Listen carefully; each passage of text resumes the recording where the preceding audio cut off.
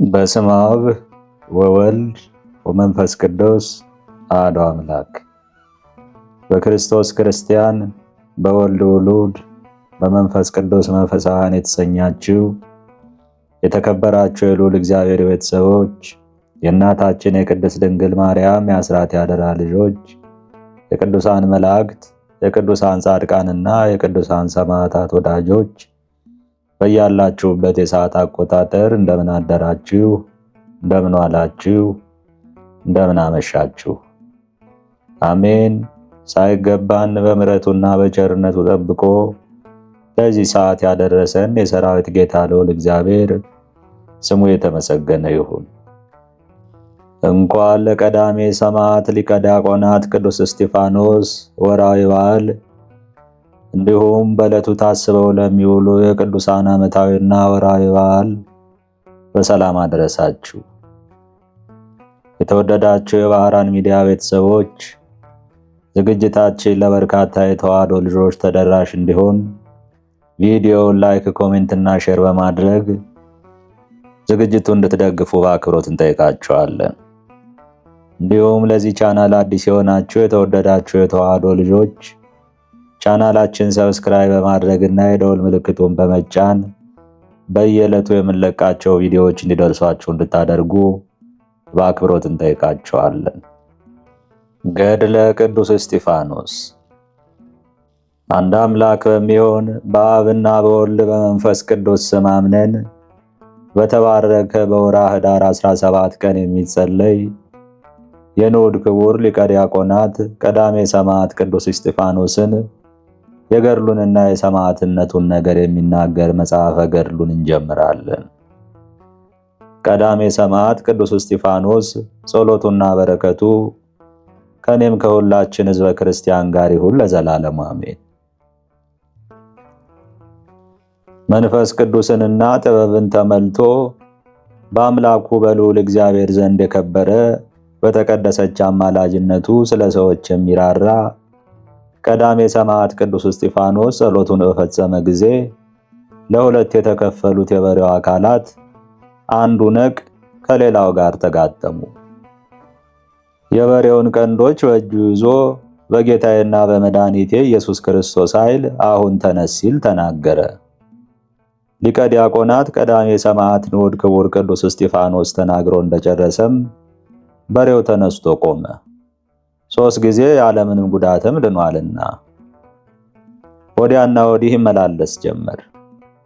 በዚያ የተሰበሰቡት ሁሉ ይህን አይተው ቀዳሜ ሰማዕት ቅዱስ እስጢፋኖስ በስሙ ከሚሰብክለት ጌታችንና መድኃኒታችን ኢየሱስ ክርስቶስ በቀር ሌላ አምላክ የለም አሉ።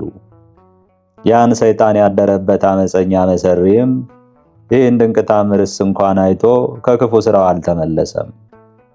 የጥንቆላ ስራውን ይፈጽም ዘንድም የአህያ ዛፍን የተጠራቀሙ ስሮችን የአሳማ ፀጉርንም ሰብስቦ በወንበሩ ተቀምጦ በአየር የሚበሩ የአጋንንትን ስም ይጠራ ጀመር።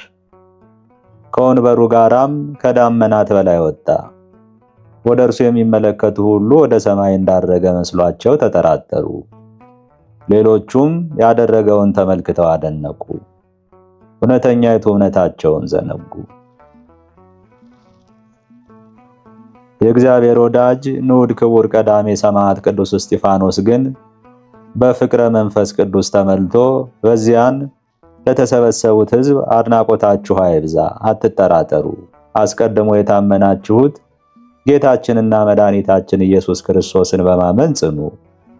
እነሆ የእግዚአብሔር ታላቅ የማዳን ሥራ ሲገለጥ አሁን ታያላችሁና አላቸው። በቃለ እግዚአብሔር የሕዝቡን ልቦና አጽናንቶ እጆቹንም ወደ ሰማይ ዘርግቶ አቤቱ መድኃኒታችን ጌታዬና አምላኬ ኢየሱስ ክርስቶስ ሆይ እኔ የአገልጋይህ ልጅ አገልጋይህ አንተም ፍጹም የባህሪ ቸር አምላክ ነህና በአንተ የታመኑትን ሁሉ ቸል አትልምና በላያችን የሰይጣን ኃይል ተበረታቶ በአንተ የታመኑትን እንዳያጠፋቸው አሳልፈህ አትስጠን። ለእኔም ለአገልጋይህ በእኒህ ሕዝብ ፊት ኃይልንና ብርታትን ስጠኝ። በሕዝብና በመናብርት በስልጣናትና በመኳንንት በአጋዕዝትና በኃይላት ሁሉ ላይ እስከ ዘላለሙ መንግስትና ስልጣን ያንተ ነውና። የሊቀ ዲያቆናት ቀዳሜ ሰማዕት ንዑድ ክቡር ቅዱስ እስጢፋኖስ ጸሎቱና ቅድስት በረከቱ ከሁላቸው ሕዝበ ክርስቲያንና ከኔም ጋር ይሁን ዘወትርም በየጊዜውና በየሰዓቱ ለዘላለሙ አሜን።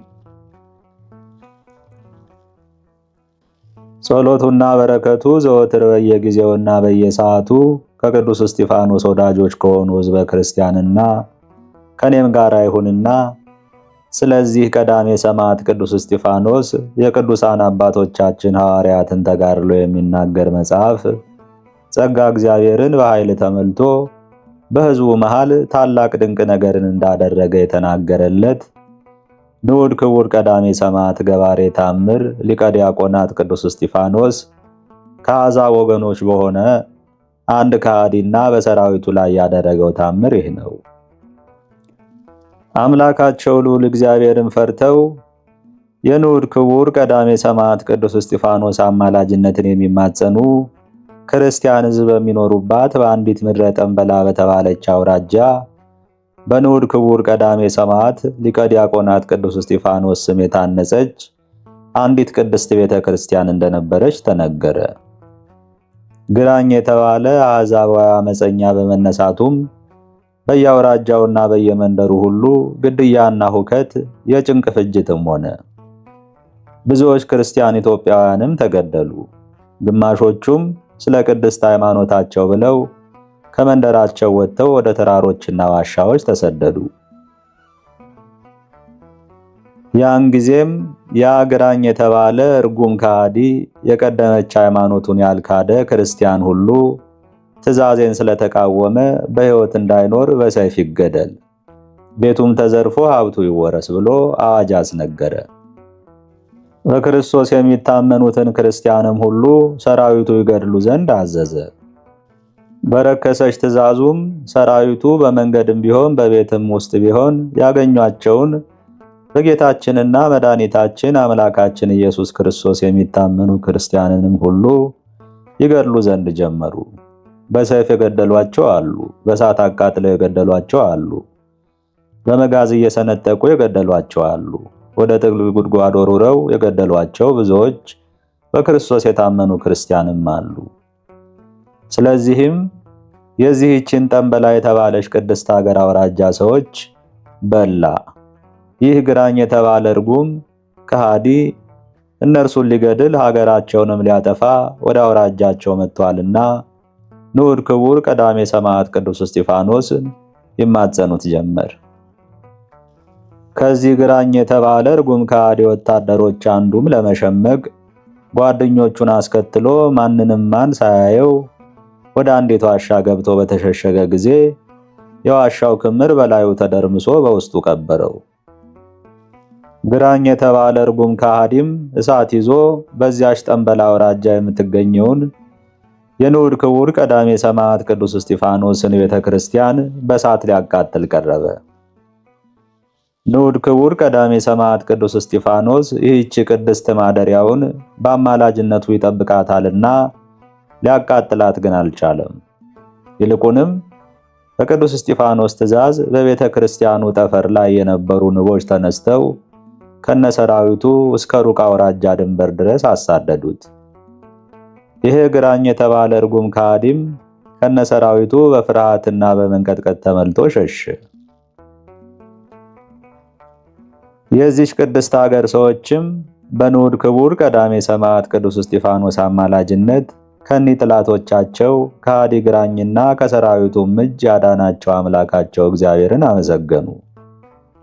ወንጌለ መንግሥቱን ይሰብኩ ዘንድ በጌታችን ኢየሱስ ክርስቶስ የታዘዙ ስለ እነርሱም ነቢይ ዳዊት ቃላቸው ያልተሰማበት የለም። በአገሩ ሁሉ ነገረ ስብከታቸው ተሰማ፣ ስብከታቸውም እስከ ምድር ዳርቻ ደርሷል ብሎ ስለተናገረላቸው ቅዱሳን አባቶቻችን ሐዋርያት ተጋድሎ የሚናገር መጽሐፍ አስቀድሞ እንደመሰከረ ጸጋ እግዚአብሔርን በኃይል ተመልቶ በሕዝቡ መሃል ታላቅ ድንቅ ነገርን የሚያደርግ የንዑድ ክቡር ቀዳሜ ሰማዕት ሊቀ ዲያቆናት ቅዱስ እስጢፋኖስ አማላጅነቱ ሁላችን ሕዝበ ክርስቲያንን ከክፉ ሁሉ ይጠብቀን። ታላቂቱና ቅድስት በረከቱም በአማላጅነቱ ኃይል የምታመን ከምቀኛ ጥላት ኃይል ይሰውረኝ ዛሬም ዘወትርም ለዘላለሙ አሜን። አባታችን ሆይ በሰማያት የምትኖር፣ ስምህ ይቀደስ፣ መንግስትህም ትምጣ፣ ፈቃድህ በሰማይ እንደሆነች እንዲሁም በምድር ትሁን። የዕለት እንጀራችን ስጠን ዛሬ፣ በደላችንም ይቅር በለን እኛም የበደሉንን ይቅር እንደምንል። አቤት ወደ ፈተናም አታግባን ከክፉ ሁሉ አድነን እንጂ መንግስት ያንተ ናትና ኃይል፣ ክብር፣ ምስጋና ለዘላለሙ አሜን። እመቤቴ ማርያም ሆይ በመልአኩ በቅዱስ ገብርኤል ሰላምታ ሰላም እልሻለሁ። በሐሳብሽ ድንግል ነሽ፣ በሥጋሽም ድንግል ነሽ። የአሸናፊ እግዚአብሔር እናት ሆይ ሰላምታ ላንቺ ይገባል። ከሴቶች ሁሉ ተለይተሽ አንቺ የተባረክሽ ነሽና የማኅፀንሽም ፍሬ የተባረከ ነው።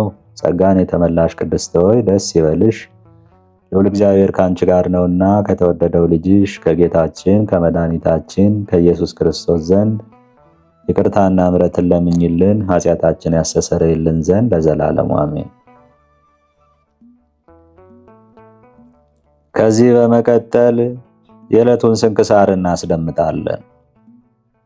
ስንክሳር ዘወርኃ ኅዳር 17 አንድ አምላክ በሚሆን በአብ በወልድ በመንፈስ ቅዱስ ስም ኅዳር 17 በዚች ቀን ታላቅና ክቡር የሆነ የዓለሙ ሁሉ መምህር የቁስጥንጥንያ ሊቀ ጳጳሳት የዮሐንስ አፈወርቅ ሥጋው የፈለሰበት ነው።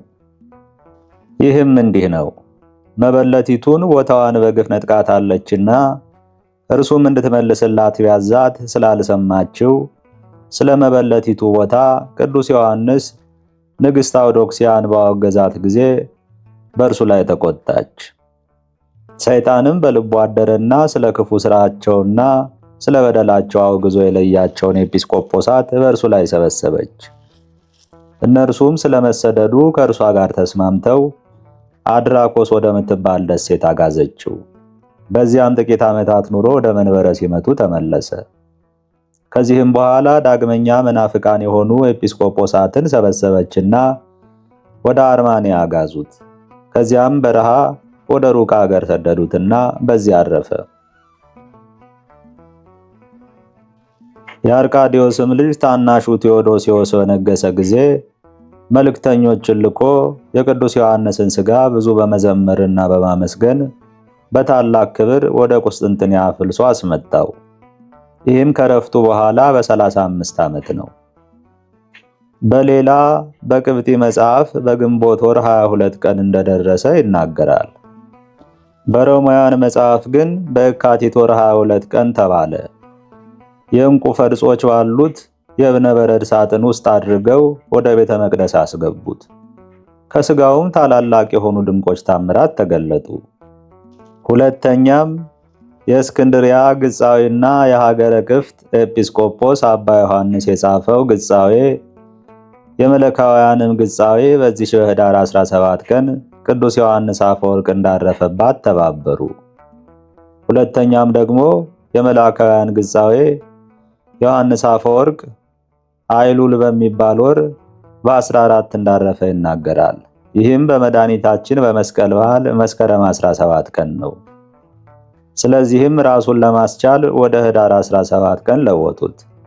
የቀደሙ መጻሕፍት ግን ዕረፍቱ ግንቦት 12 ቀን እንደሆነ ያወሳሉ። ለእግዚአብሔር ምስጋና ይሁን። እኛንም በዚህ በከበረ አባት ጸሎት ይማረን፣ በረከቱም ከኛ ጋር ትኑር ለዘላለሙ አሜን። በዚህች ዕለት የቡሩክ አብርሃምና የሚስቱ የሐሪክ መታሰቢያቸው ነው። ዳግመኛም የወፂፍ ጻድቃን መታሰቢያቸው ሆነ። በረከታቸውም ከኛ ጋር ትኑር ለዘላለሙ አሜን። በዚህችም ዕለት ዳግመኛ ለማስተማር የተጠራ የአበምኔቱ የአባ ሲኖዳ መታሰቢያ ነው። በረከቱም ከኛ ጋር ትኑር ለዘላለሙ አሜን። ኅዳር 17 ቀን የሚከበሩ ዓመታዊ የቅዱሳን በዓላት፣ አንደኛ ቅዱስ ዮሐንስ አፈወርቅ ፍልሰቱ፣ ሁለተኛ ቅድስት ወለተ ጴጥሮስ ኢትዮጵያዊት፣ ሶስተኛ አባ ሲኖዳ ዘደብረ ጽሙና ጎጃም፣ አራተኛ ጻድቃን እለ ወፂፍ፣ አምስተኛ ቅዱሳን አብርሃምና ሐሪክ፣ ስድስተኛ ቅድስት ወለተ ጳውሎስና ወለተ ክርስቶስ። ወርሃዊ በዓላት፣ አንደኛ እስጢፋኖስ ሊቀ ዲያቆናት፣ ሁለተኛ ያዕቆብ ሐዋርያ፣ ሦስተኛ መክሲሞስና ዱማቴዎስ፣ አራተኛ አባ ገሪማ፣ አምስተኛ አባ ጰላሞን፣ ስድስተኛ አባ ለትጹን፣ ሰባተኛ ቅዱስ ኤጲፋንዮስ። በድካምና በጥረት ብዙ ጊዜም እንቅልፍ በማጣት በራብና በጥም ብዙ ጊዜም በመጾም በብርድና በራቁትነት ነበርኩ። የቀረውን ነገር ሳልቆጥር ዕለት ዕለት የሚከብድብኝ የአብያተ ክርስቲያናት ሁሉ ሐሳብ ነው። ሁለተኛ ቆሮንቶስ ምዕራፍ 11 ከቁጥር 23። ጌታ ሆይ ከብልጽግናቸው ብዛት የተነሳ ብዙ መባ ካገቡት ይልቅ የድሃይቱን አነስተኛ መባ እንደተቀበልክ ለሁል ጊዜ የሚያገለግሉ አእላፍ መላእክትን እያሳሰብኩ በችግሬ ጊዜ የማቀርብልህ ምስጋና ተቀበል። እናንተም ቅዱሳን ነቢያት፣ የወንጌል ሰባኪያን ሐዋርያት፣ ሰማዕታትና ጻድቃን፣ ትጉሃን መላእክት፣ ፍጹማን ደናግል እንዲሁም ደጋጎች መነኮሳት ሆይ ልጅ አዋቂ ሳይለይ የምንሰበሰብበትን የጉባኤ ቦታ ባርኩ። ይህን መጽሐፍ ወረቀት አዘጋጅቶ ብራና ዳምጦ የጻፈውና ያጻፈውን ከግዕዝ ወደ አማርኛ የተረጎመውን ቃለ ንባቡን በእርጋታ መንፈስና በተመስጦ ሕሊና ያዳመጠ በደለኛን ሁሉ የምታስምር የጌታ እናቱ በማርያም ጸሎት ኢየሱስ ክርስቶስ በአንድነት ይማረን፣ አሜን። አነሳስቶ ላስጀመረን አስጀምሮ ላስፈጸመን ለልዑል እግዚአብሔር ክብር ምስጋና ይግባው። አባታችን ሆይ በሰማያት የምትኖር ስምህ ይቀደስ፣ መንግስትህም ትምጣ፣ ፈቃድህ በሰማይ እንደሆነች እንዲሁም በምድር ትሁን። የዕለት እንጀራችን ስጠን ዛሬ፣ በደላችንን ይቅር በለን እኛም የበደሉንን ይቅር እንደምንል። አቤት ወደ ፈተናም አታግባን ከክፉ ሁሉ አድነን እንጂ መንግስት ያንተ ናትና ኃይል፣ ክብር፣ ምስጋና ለዘላለሙ አሜን። እመቤቴ ማርያም ሆይ በመልአኩ በቅዱስ ገብርኤል ሰላምታ ሰላም እልሻለሁ። በሐሳብሽ ድንግል ነሽ፣ በሥጋሽም ድንግል ነሽ። አሸናፊ የእግዚአብሔር እናት ሆይ ሰላምታ ላንቺ ይገባል። ከሴቶች ሁሉ ተለይተሽ አንቺ የተባረክሽ ነሽና የማኅፀንሽም ፍሬ የተባረከ ነው። ጸጋን የተመላሽ ቅድስት ሆይ ደስ ይበልሽ፣ ልዑል እግዚአብሔር ከአንቺ ጋር ነውና ከተወደደው ልጅሽ ከጌታችን ከመድኃኒታችን ከኢየሱስ ክርስቶስ ዘንድ ይቅርታና ምሕረትን ለምኝልን ኃጢአታችን ያስተሰርይልን ዘንድ ለዘላለሙ አሜን። ምስጋና ይሁን አንድ አምላክ ለሚሆን ለአብ ለወልድ ለመንፈስ ቅዱስ እስከ ዘላለሙ ድረስ አሜን። ይቆየን።